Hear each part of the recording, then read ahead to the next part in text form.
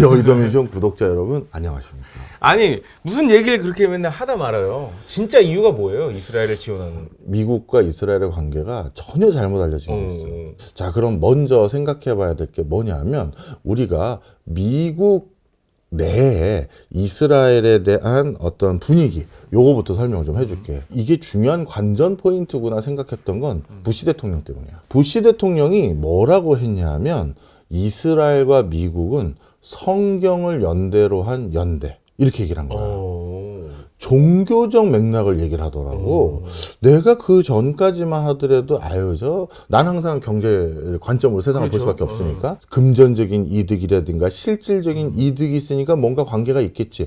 내 프레임은 항상 그거야. 그렇죠. 근데 뭐 어떻게 하겠어? 내 전공이 그거니까.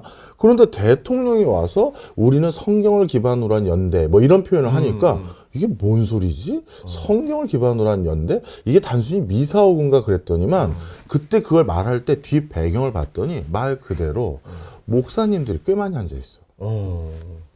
이건 뭐야? 진짜 종교야? 갑자기 생각이 그렇게 든 거야.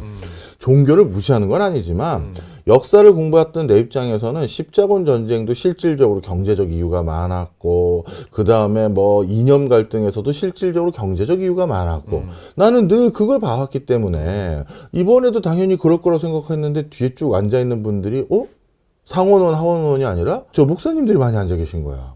그래서 그 뒤부터 살펴보기 시작했어. 그랬더니만 중요한 이슈들이 있더라고. 자, 내가 지난 시간에 미국 내에 유대인 인구가 이스라엘의 유대인 인구 못지않게 있다고 말했지. 그렇죠.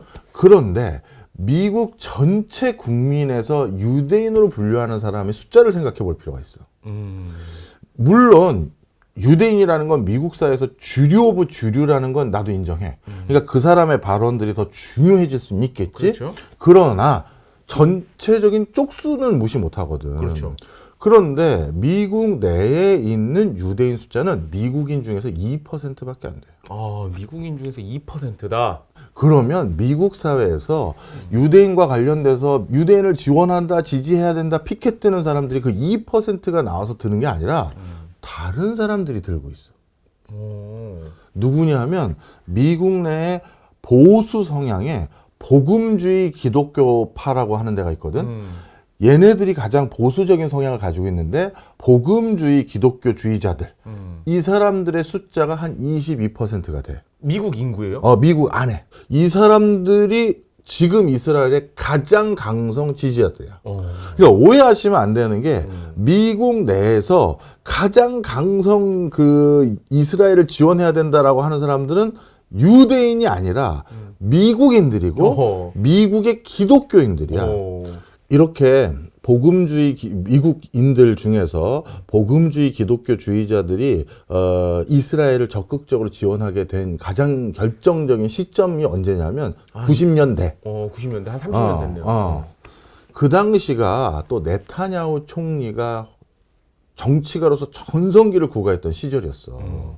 근데 네타냐후 총리가 이스라엘의 극우 세력들의 심중을 못 읽고 그때는 팔레스타인하고 뭐라고 할까? 좀 우호적인 잘 지내보자. 이걸 하려다가 실각을 했어. 그리고 그 사람은 원래 미국 통이기도 했어. BCG 컨설팅 그룹에서 일하는 컨설턴트 출신이고 그래서 정말 정통한 미국식 영어를 하는 그런 사람인데 외교 장관도 하고 할 때 미국에 대해서 좀 더 살펴봤더니 미국의 분위기가 달라지고 있다는 걸 확인한 거야.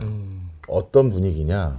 이제 이게 중요한데 미국 내에 있는 유대인들 중에 나이가 지긋한 유대인들은 이스라엘에 대한 강성 지지, 맹목적인 지지가 계속 유지되고 있었어. 그런데 그 당시로 어떻게 보면 미국 내 유대인들 중에서 그 당시 MZ에 해당되는 뭐 젊은 계층이라고 하자고.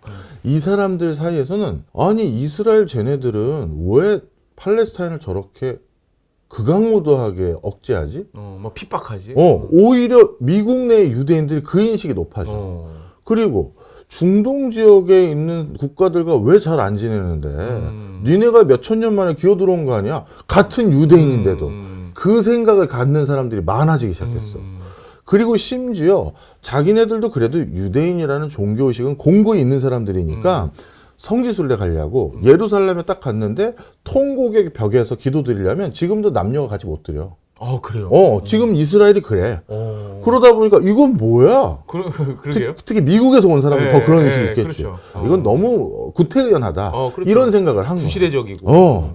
그래가지고 미국 내 젊은 유대인들은 기존의 유대인들과 이스라엘을 쳐다보는 의식이 달라지고 있음을 네타냐후 총리가 다 본 거야.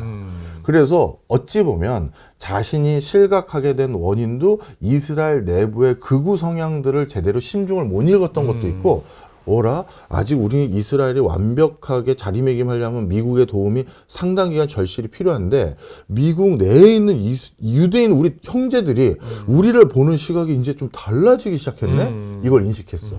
그리고 나서 네타냐후를 중심으로 해서 또 극우 세력들이 다른 전략 전술을 구가하게 되는데, 미국이 계속해서 우리를 지원해 주게 만들려면 두 가지가 필요하다. 하나는 이치에 맞고 실질적인 이득이 있기 때문에 우리를 지원해 주십시오. 이건 언제 이익 구조가 바뀔지 모른다. 맹목적인 도움을 주는 형태를 바꿔야 된다. 그러려면 뭐다? 종교지. 종교만큼 사람에게 헌신을 쉽게 불어넣을 수 있는 건 없거든. 그렇죠. 자기 월급 10분의 1 갖다 바치잖아요. 그럼. 그래서 이 맹목적인 도움을 주는 형태로 관계 설정을 해야 된다. 지금도 사실 동맹도 아닌데 그냥 그렇죠. 조약도 없는데 가서 도와주는 것처럼. 네. 그래서 그걸 하나 추진하기로 했고, 그 다음에 그걸 추진하기 위한 대상자로 선정한 게 누구냐면 유대인이 아니야. 미국 내 유대인이 아니야. 숫자도 2%밖에 안 되고, 그렇죠. 상원 의원, 하원 의원들이 겁내려면 투표수, 쪽수가 필요한데, 그렇죠. 그래서 누굴 선정한 거냐면 내가 아까 말한 복음주의 기독교주의자들을 포섭해. 그래서 복음주의 기독교주의자들의 대표적인 수장인 목사들, 이 목사들을 전략적으로 유대 종교 지도자들이 찾아가서 우호적인 관계 설정을 해. 그리고 성지순례 한번 오십시오 하고 또 초청을 해. 티켓 끊어주고. 극진히 모셔. 그리고 우리 둘 사이의 관계는 같은 조상이 있지 않냐? 아브라함. 우리는 같은 아브라함의 형제들이다라는 걸 지속적으로 주입시키고 강조하고 강요해. 그 과정에서 우리를 도와줘야 될 이유도 종교적으로 설명을 해. 기독교 세력에 큰 위협이 되는 이슬람 애들 어떡할 거냐. 우리가 나서야 되지 않겠냐. 우리 지금 유대인들이 이슬람에서 총대 메고 맨 앞에 있는데 최전선에 있다. 최전선에 있다. 그것만 알아달라. 이런 식으로 기독교 세력이 더 커지고 기독교 세력을 위협하는 이런 사람들을 저지하기 위해서 우리가 선봉에 있습니다. 그거 기억해 주세요. 이걸 적극적으로 알리는 거야. 미국은 뭐다? 종교와 정치가 분리되지 않았다 얘기했어. 대통령 성경 위에 손 놓고 선서하고. 바이블 갖다 놓고 선서하잖아요. 그렇지. 상원 의원, 하원 의원의 담임 목사가 다 있어서 모든 정치 활동을 할 때 종교적으로 컨설팅 해주고 종교적인 의식 아래서 그걸 할 수 있도록 다 세팅되어 있는 나라가 미국이야. 그렇죠. 그런데 그 중에서 이런 보수 성향을 가지고 있는 복음주의 기독교주의자들, 이 사람들이 당연히 어디에다 또 압박 넣겠어? 의회에다가 압박을 넣는 거지. 또 속된 말로 또 쪽수가 돼요. 6천만 명이 넘잖아요. 그러니까. 그래서 바로 오해하시면 안 되는 게, 미국 내에서 이스라엘을 도와주자고 하는 사람들은 유대인이 아니라 기독교인. 그러니까 미국인들이 그런 얘기를 해. 보수주의 기독교인들. 이거를 내가 실제 그냥 썰로 풀면 또 안 되잖아. 그렇죠. 내가 통계를 찾아왔어. 퓨 리서치 센터라는 곳이 있어. 네, 퓨 리서치죠. 2019년도에 미국 내 유대인들에게만 대상으로 설문조사했어. 이스라엘 지원 어떻게 생각하십니까? 필수라고 대답한 사람의 비율 몇 퍼센트나 될 것 같아요? 40%? 거의 맞췄습니다. 45%. 그러니까 생각보다 그렇게 높지 않을 거라고 생각했어요. 맞아. 우리 맥락이 그 맞아. 맥락이니까. 중요하지만 필수는 결코 아니다가 37%, 중요하지 않다, 전혀 중요하지 않다가 16%야. 그러니까 과반 이상이 그거 대단한 일 아니에요. 왜 자꾸 미국이 이스라엘 도와줍니까? 이 인식을 가지고 있는 게 미국 내 유대인들이야. 미국 내 유대인들이 이렇게 생각해. 그 다음에 반대로 이스라엘 국민들에게 물어봤어. 네. 이스라엘 국민들에게 가장 좋아하는 나라는 미국 78%. 그 다음에 군사적으로 우리가 위기시 미국이 도와줄 것 같으세요? 라고 했었을 때 84%가 도와준다 이렇게 생각하고. 강력한 믿음이 있고. 미국과 이스라엘 관계는 언제까지 지속될 것 같습니까? 라는 물음을 해봤거든. 62%가 뭐라고 했을까? Forever. 영원이라. 영원이라고 했어. 미국 내에는 유대인들이 이스라엘을 바라보는 관점과 이스라엘에 살고 있는 유대인들이 미국을 바라보는 관점이 전혀 달라. 그러면 미국 내에 있는 유대인들이 지지하는 정당, 우리는 당연히 공화당 지지하고, 왜냐면 공화당이 이스라엘에 더 친 성향을 가지니까. 그런데 트럼프만 봐도 또. 정반대야. 그러니까 이게 대부분 잘못 알려져 있다니까. 미국 내 유대인들이 어느 정당 지지합니까? 물어봤더니 공화당 지지자는 22%밖에 안 돼. 그래요. 민주당 지지자가 75%야. 왜냐하면 민주당이 소수 인종에 대한 정책에 대해서 훨씬 더 페이버를 많이 주거든. 그렇죠. 유대인도 소수라니까 2%밖에 안 된다고. 굉장히 의미 있는 차이네. 조금 차이가 아니라. 조금 차이가 아니라 절대적이야. 그럼 반대로 이스라엘 내부에서는 미국 대통령 선거할 때 누구 지지하냐 물어봤더니 그때가 바이든하고 트럼프였거든. 그런데 트럼프 지지하는 게 63%, 바이든 지지 19%야. 그러니까 톤 앤 매너가 전부 달라. 네, 그러네요. 바로 이런 것들 때문에 우리가 이스라엘과 미국의 관계를 잘못 알고 있어. 대표적인 또 에피소드 하나가 있어. 나탈리 포트만은 예루살렘에서 태어난 유대인이야. 그런데 미국으로 건너온 거야. 그렇죠. 이스라엘에서 정례적으로 우리 이스라엘을 대표하는 문화예술인들에게 상 주는 상이 있거든. 그게 바로 제네시스 상이라는 게 있어. 나름대로 굉장히 영예로운 상인데 나탈리 포트만이 그 수상을 거부했어.